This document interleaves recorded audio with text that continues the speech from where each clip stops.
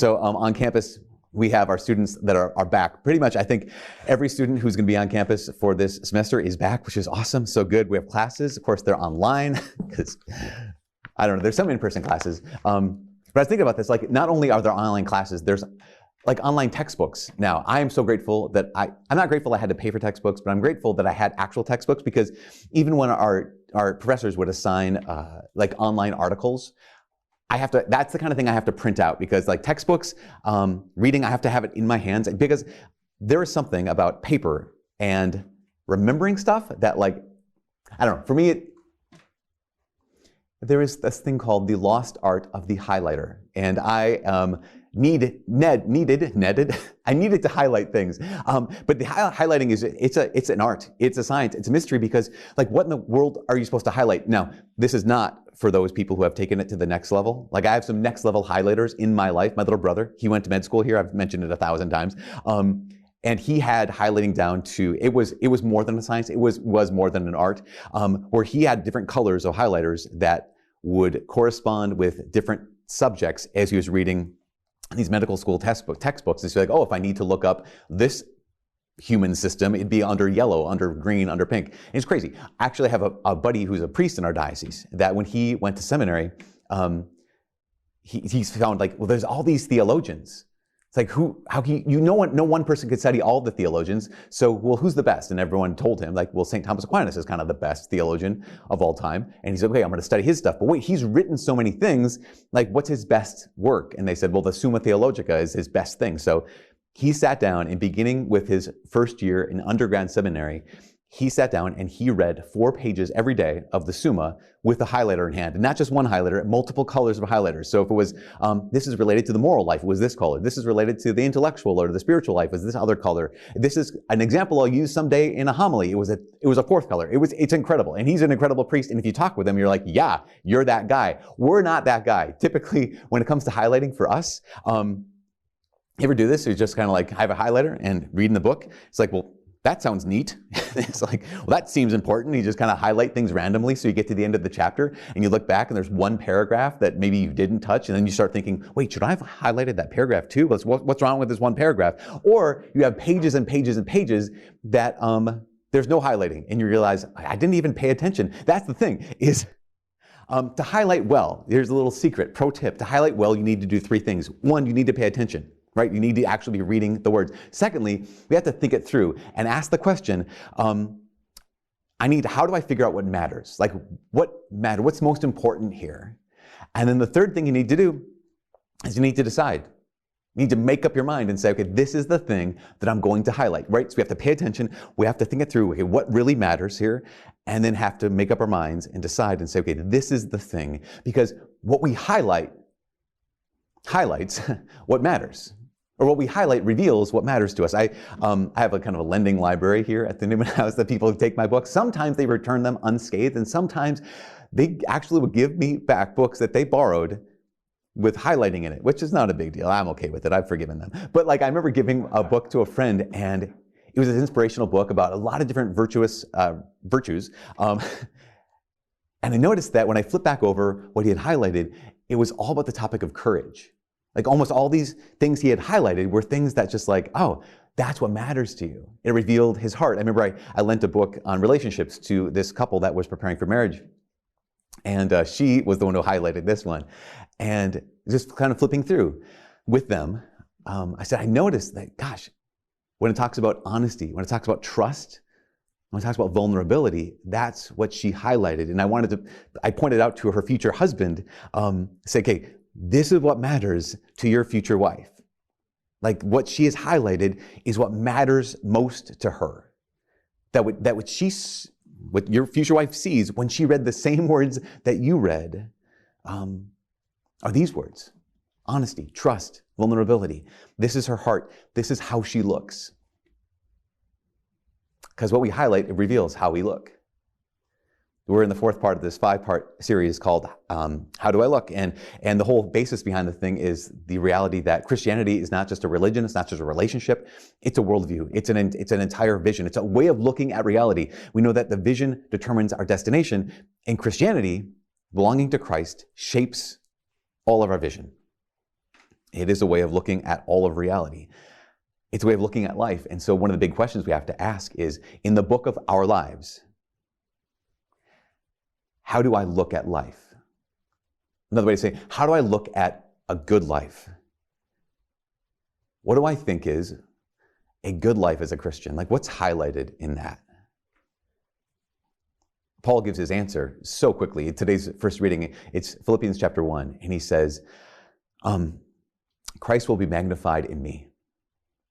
Like that's how he looks at life. Christ will be magnified. That the whole purpose of my life is that Jesus Christ will be seen, that Jesus Christ will be known, that he'll be highlighted, which is obviously no surprise. That's like, yeah, you're St. Paul. Of course, that's the point of your life, is that Jesus Christ will be magnified in your body. But the thing is, the crazy thing is, he doesn't stop there. The incredible thing is he goes on and he says, Christ will be magnified in my body, whether by my life or by my death. Whether I live or whether I die. Like, that's what's highlighted. What's highlighted in my life, what's magnified in my life, what's the point of my life is Jesus Christ without condition. Is Jesus Christ regardless of outcomes. So whether I live or I die, doesn't matter. He's the point. Whether I have success or failure in life, that doesn't matter. I mean, think about this. St. Paul at this point, he has no idea if he's going to die this obscure, preacher of Jesus Christ in Rome and have no one remember him, or if he's going to write, 2/3 of the New Testament. He has no idea if he's going to be a success or failure. And he says that doesn't matter. What matters is that Christ is magnified, that he's highlighted in my life, whether I am a success or whether I'm a failure. He is saying that Christ is the point regardless of outcomes. Regardless of whether I have fame or infamy, regardless of whether I have health or sickness, regardless of whether I am surrounded by people who love me or whether I live the rest of my life alone and die alone. St. Paul has said that this is the point. Regardless of outcomes, regardless of whether I have a long life or a short one. I wanted to stop on this for a second. Regardless of whether I have a long life or a short one. He has no conditions on who or what gets highlighted in his life, what's magnified, that it's Jesus. And I think about the conditions that we have, like when it comes to what's a good life, all these conditions. How do I look at a good life? I think that too often we look at the way the world looks. What does St. Paul say? He says, do not be conformed to this age, but be transformed by the renewal of your mind. The world, how's the world look at a good life? Well, it's a life that you have a nice spouse, and you have a nice family, and you have a nice job, and you have comfy weekends, and you have fun vacations, and you have a really nice retirement. And that's what a good life is, according to the world.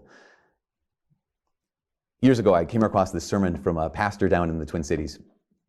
And he had given this sermon 20 years ago, actually. He gave it to a bunch of college-age young people. And in the sermon, he spoke about a tragedy. And he mentioned that 2 women from his congregation had just died 3 weeks prior to when he gave this sermon to all these college students. Their names were Ruby and Laura. And they were killed in Cameroon. From the Twin Cities, but they were killed in Cameroon on a mission trip. And this pastor described Ruby, that she was roughly 80 years old. She had been single her entire life, and she was a nurse. He said she poured out her life for one thing, to make Jesus Christ known and loved among the poor and the sick in places no one else wanted to go. That was Ruby. Laura was a doctor from the Twin Cities, and she'd been retired for almost 20 years, but her retirement she spent teamed up with Ruby, and the 2 of them dedicated their lives to magnifying Jesus Christ. And they were doing that as the brakes went out on their truck, and the truck flew off a cliff, and they flew into eternity. And he asks these young people, he says, I went to my congregation, he said, at their funeral, I asked my people, and I'm asking you right now, is this a tragedy? Is Ruby and Laura's death a tragedy? He says, no. But then he went on to say, I don't want to steal the whole thing from this pastor, but it's good. He said, I'll tell you what a real tragedy is. And he pulled out this article from the Reader's Digest. The article was called, Start Now, Retire Early. And here's what it said. It said, Bob and Penny, describing this couple. Bob and Penny took early retirement from their jobs in the Northeast 5 years ago when he was 59 and she was 51. And now they live in Punta Gorda, Florida, where they cruise on their 30-foot trawler, they play softball, and collect shells. And then speaking to all these 18, 19, 20, and 21-year-olds, he says, that's a tragedy. What Ruby and Laura did, that wasn't a tragedy. They were spending their lives magnifying, highlighting one thing, one person, Jesus Christ. And he says, the tragedy is a nice house, a nice job, a nice family, a nice retirement, collecting shells. And that's the last chapter before you stand before the creator of the universe to give an account of what you did. Here it is, Lord, my shell collection. Here is my golf swing. Because that's what gets highlighted. That's what gets magnified. The question is this how we as Christians look at a good life? Is it a long life? St. Paul reveals this. He reveals something to us today in this first reading from Philippians, or second reading from Philippians, where he says, he doesn't say this, but essentially he's saying, it doesn't matter how long we live, it matters how we live. It doesn't matter how long we live. What matters is how we live. And in that life, who or what do I magnify? Who or what do I highlight? What do I put the emphasis on? I mean, that's the gospel today. Think about this. It's such an incredible parable from Jesus, where there's all these workers, right? And so there's day laborers, and the master of the vineyard went out hiring people in the morning, and then he hires people, at 6 a.m. and they're working the entire day. The people work at 9 a.m., noon, 3 o'clock, 5 o'clock, 1 hour, and we get the story that the landowner pays those who work for 1 hour the same as the people who work the entire day. And again, let's stop for a moment on this, because those people who worked, they got up early, 5 o'clock, to get and wait around looking for a job. And then they worked, as they say in the scripture, all day and bore the day's heat. Like, they had to hard work. But how did they look at this? They looked at their lack. They had looked at what others had been given. They looked at what was wrong. This is so interesting. They could have looked both ways. One thing is like, we worked all day. The people who got hired at 5 o'clock, they could have been, think about this. You're still waiting to get hired at 5 o'clock, knowing there's 1 hour left in the day. You're probably not going to get hired, but you don't want to go home to tell your wife, to tell your kids, like, no, I didn't make any money today. So yes, the people who worked all day, they could complain. We worked all day. The people who got hired at the end of the day, they could complain. We worried all day. Like, why didn't you pick us up earlier? The people who worked all day, at least they had lived that day with purpose.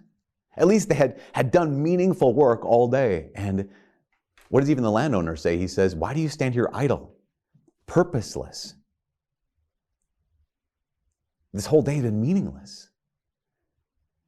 See, everyone in the parable could complain, or everyone in the parable could say, this is how I look. How I look at this world, everything is a gift. How we look, how do I look as a Christian at life, at a good life? It's all a gift. Even ask the question, why do you or I have anything at all? The answer is because God is good. Because God is generous. So St. Paul could say, I don't care whether I live or die, a long life or a short one, because why is there life at all? The only reason is because God is good. Because he wants you to exist, even if that is only for one day and then step into eternity, or for 100 years and then step into eternity. And we complain about so much. We don't look at it like this. I don't know if you ever noticed how often we complain about stuff that we would mourn if we lost it. I got so much work. And what if I didn't have work? And maybe those of you who are parents, I just got to take care of all these kids. It's just such a drain on me. Not getting any sleep. Imagine not having even one of them. I remember talking with a man who he got married and he had a bunch of girls. all girls. And he said, when I was single, I used to go for long walks by myself and think deep thoughts and pray to the Lord. And he's like, I haven't thought a deep thought since my first child was born. The stuff we complain about, we would mourn its lost if it was taken away. But everything is a gift. This is how a Christian looks at a good life. It's everything. Yes, and the hard parts are real. Absolutely. Loss is real. Betrayal is real. Death is real. The question is, what gets highlighted? Paul says Jesus Christ will be highlighted. He'll be magnified, regardless of the outcome, regardless of the conditions. And you have to ask the question, why, Paul, are you so certain that, because he says it, he says, Christ will be magnified, whether by my life or by my death. Paul, how are you so certain? The answer is because he's made up his mind. Because he's decided. You know, the etymology or the meaning of the word decide is to cut off. St. Paul has decided there are certain things in this world that I will not magnify, that I will not highlight. And there are certain things that I will. And so this is the last thing we have to ask this question. Have we decided? The book of your life and the book of my life can have a lot of good things. It can have a lot of hard things. It can have a lot of tragic things. But how do you and I become a good highlighter? Which is an art and a science and a mystery. Well, we have to pay attention. To live awake. And then we have to think it through. We have to look at and figure out, okay, what matters? What's important? And then we have to decide. We have to make up our mind. We have to choose. And we have to realize that there are some things in this world that I need to cut myself away from. There's some things in this world that I cannot and will not, I refuse to highlight, I refuse to magnify. But there is one in this world who will be the one that is magnified, whether I live or whether I die, whether I'm healthy or whether I'm sick, whether I have people around me who love me or whether I find myself isolated and alone. There is one who will be magnified. There is one who will be highlighted. I have to ask the question, have you ever made that decision? Have you ever really paid attention, thought it through, what matters the most, and then made that decision to give your life fully to Jesus? So you can say, just in my invitation right now, so you can say, yeah, whatever happens today, but the rest of the day, I belong to Christ. He's what's highlighted. Whatever happens this week, whatever happens with my family, whatever happens with my job, whatever happens with my retirement or my health, regardless of the outcomes, I've been paying attention. I know what matters, and I've decided Christ will be magnified. You know, when we look back on our lives, having magnified, having highlighted a nice house and a nice job and a nice retirement and seashells, or will we be able to say, Jesus Christ will be magnified? Jesus Christ will be highlighted regardless of outcomes. And I know He will.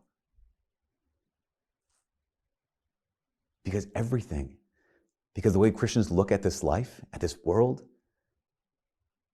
how we look is everything is a gift.